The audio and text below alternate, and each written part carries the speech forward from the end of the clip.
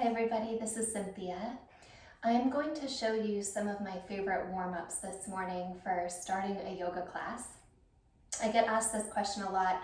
How do you kind of initiate or create the beginnings of a yoga class?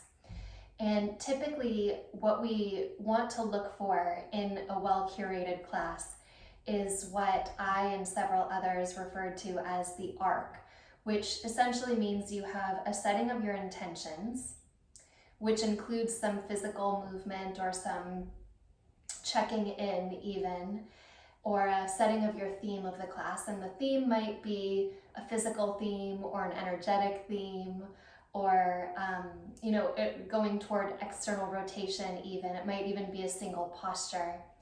It might be a philosophical theme or an inspiration, or really any range of ideas or inspirations for your yoga class.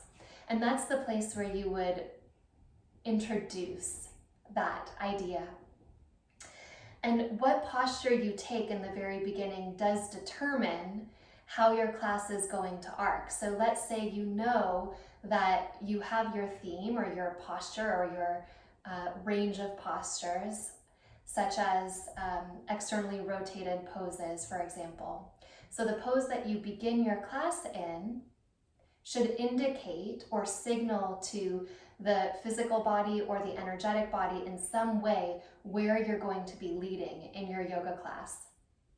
If I know I'm going toward external rotation, then would I start in a virasana or a vajrasana? Vajrasana is with the legs tucked under, as I am now. Or would you start in a seated sukhasana? Okay, so this is probably where you would start, in a cross-legged position, just to signal the turning open of the hips as opposed to the turning in. Now, if I know I'm doing a lot of back bendings or heart openers, or if the inspiration is a lifting upward, then I could still take this posture and emphasize more the lift of my spine, or I could even start back here in my virasana and work some shoulder or arm opening that will lead me physically to where I'm going to be taking my class. And this doesn't just mean that you start in a seated posture. Of course, you can start in any range of poses, from standing to lying on your back. Nonetheless, any one of those beginning signals should be well thought out to lead into that arc. In this offering, I'm going to start with a couple of options. And the first option will be to come onto our backs, and we'll call this a shoulder opening or heart opening beginning, right? So any kind of a class that, if you're working on the breath, if you're working on opening of your chest, if you're working on the back of the heart, grounding even, it lends itself to any number of themes. But what you can do is begin in a heart bench with the shoulder blades on one block and the back of your head on the other. And you settle in, kind of inviting in where you're going to go in your class.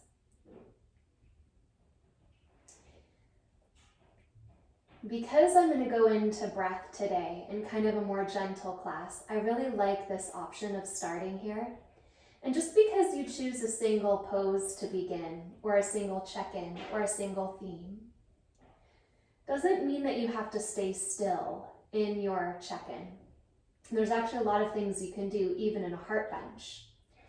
I like the feet as wide as the mat when I begin this way, but you can also take the soles of the feet together and drop the knees open. For today, with the breath work theme, I'm going to start with my feet wide and my knees resting together to just relax the hip flexors, to soften into the femur head. And then after a few moments here, drawing that awareness into the spinal cord, I'd like to open up the back of the ribs. And we typically breathe into the front of the ribs fairly easily, but gaining access to the back of the chest is a little less visible, a little less accessed. So after a few moments here, I'm actually going to take the block that's under my head and move it, and then interlace my hands to where that block was. And then you can inhale and tip a little back, leaning into this horizontal weight of the block that is still under the shoulder blades. And then you can rotate even here. So turn a little to the left and turn a little to the right. And I like to think of the back of the ribs as kind of a ladder. So each rib band is a rung on that ladder. And now after I've gone back and forth a couple of times, I'll curl forward, pick up my hips and move them down a little so that I can move to the next rung of the ladder. So I've just moved about an inch lower toward my sitting bones, then I can do the same thing. Tip back, turn a little, rotate a little, lean a little to the left and to the right, and really just find a freedom in the exploration here.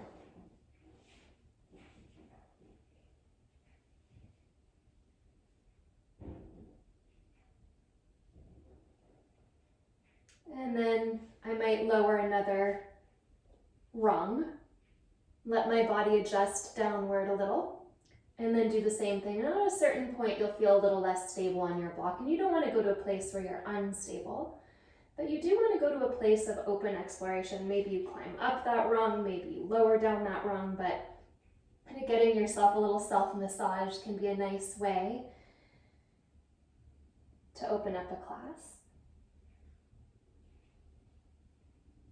Remember, this is just one option, but because for now I'm thinking about leading into breath, I'm really feeling into the stickiness or the places between the ribs, these intercostal muscles, all the muscle tissue, fascia behind the heart. And then how you come out of these poses, and especially this kind of beginning heart bench variation, will be to curl forward to protect the neck, take the elbows back, and give yourself a moment. Move the block that was under your shoulder blades. Pause. And then I'm going to lie back. And then I can feel the entire back of my body here.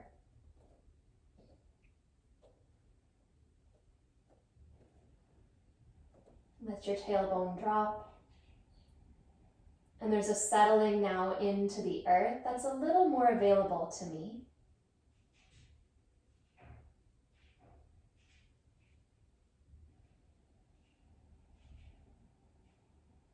With the arms wide, you can shrug your shoulder heads away from your ears.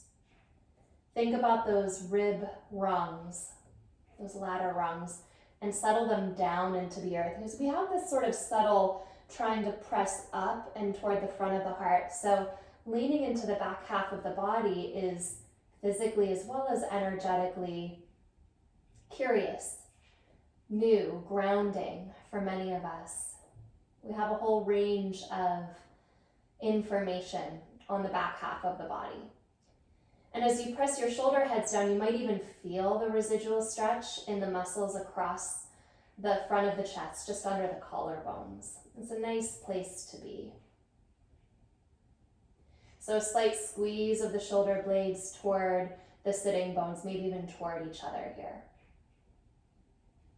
Once you gain that perspective, maybe bring the arms back down. Let your knees start to point toward the sky and find a more proper on your back position. And this would be a good place to kind of move toward the rest of your arc here.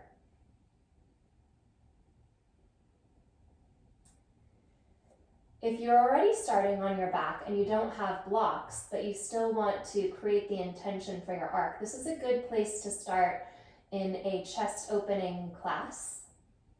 You can come into some pelvic rocks, the arch and tuck at the sacrum. You can settle here. You can do some arm movements here, breathing, inhale to stretch the arms, exhale to lower the arms. You can even eventually take this into a bridge pose. Again, this is a fine opening sort of setting of your class, especially if there's some gentle movement. You want to wait for some of the longer holds maybe after you've done at least a couple of moving, more dynamic movements here. I'll show you another option for starting, seated. It's always good to have some support in the beginning of a class, whether it's a blanket or a few blocks. Another way, alternatively, to start with a chest opening or breathing opening class might be to do some shoulder work here. You can stretch the arms overhead, you can climb up your imaginary rope just to open the side body. You can do some side stretching here. You can do some rotation here. But it's all very purposeful, so you know exactly where your class is leading you, and therefore taking purposeful choices in the very beginning gives you that gentle entry. And I'll give you one more opening for a breathing class that I particularly like. You can reach one arm out, and this really primes the shoulder blade connection to the back. So in this one, I'll turn my palm to face up and take my opposite hand, this would be my left hand, and really hold my outer right arm. So I'm encouraging an external rotation, just through touch. And as I hold the arm, I can stretch the fingertips away, but at the same time plug the shoulder head back. And then turn the forearm down, palm up, without moving the shoulder, just down and up. In this way, I can actually connect from the back of the heart all the way down the arm and into the hand. And then at some point, I'll settle the arm, point the hand down, and inhale, turn the fingertips up, and exhale, pull the fingertips back toward the forearm. This is a good wrist stretch too, if you know hands or wrists are the goal. And then pause with the fingertips back, draw the pinky finger back, push into the pointer finger knuckle. Think about the relationship between the back of your body and the front of your body, shoulder blade to back of heart. And then release that. And then we'll change sides. Same thing, encouraging this external rotation. So we always want to find some kind of pause between the two sides, especially in the beginning.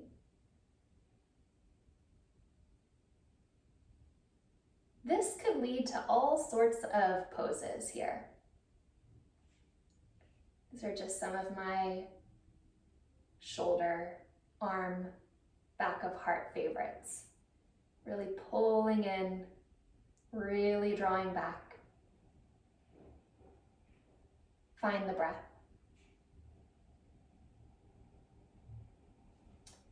And then release. Now, of course, if you want to start with the breath, you can do that as well. Coming into any comfortable pose where the spine can be straight. And that might be seated, it might be lying again on the back. Some people like to start a class standing. But wherever the spine can be straight, you can also start with breath. Another way to do this, especially if you want to go right into it and you want to do so symmetrically, would be to bring the hands to the side ribs. Shrug the shoulder blades down the back, and then you can press your ribs out laterally, side to side, into your hands. And feel the physicality, kind of the power of the rib cage along the spinal column. Inhale. Maybe for the first few, you can hold this artificial widening even as you exhale, and then come into a deepening of your Uddiyana Bandha, or really just you don't even need to call it that, but a awareness and awakening of the diaphragm muscle as you breathe.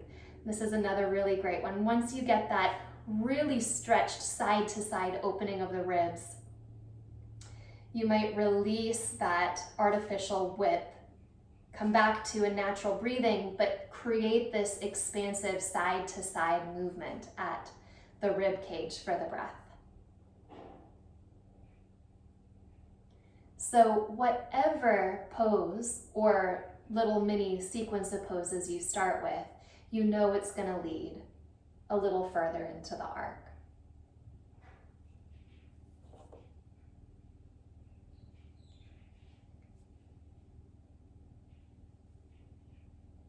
Have fun playing.